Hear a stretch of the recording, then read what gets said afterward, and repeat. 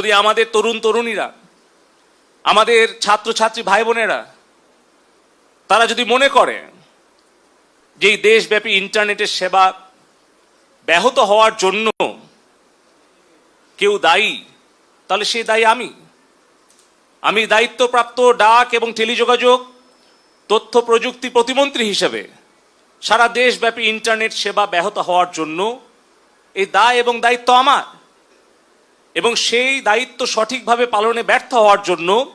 যদি কারো শাস্তি হয় সেটা হওয়া উচিত আমার। কিন্তু কেন দেশ বিদেশ থেকে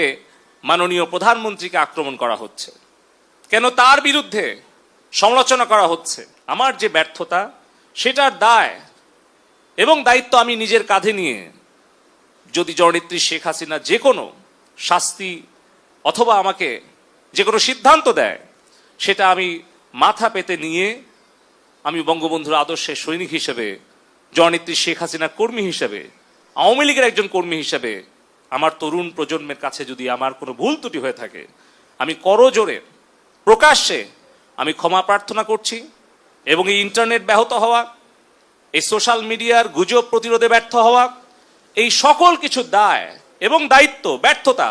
আমি নিজের কাঁধে তুলে নিচ্ছি এবং যে কোনো সিদ্ধান্ত আমি মেনে নেওয়ার জন্য আবারও প্রতিশ্রুতি আমি সকলের সামনে দিচ্ছি।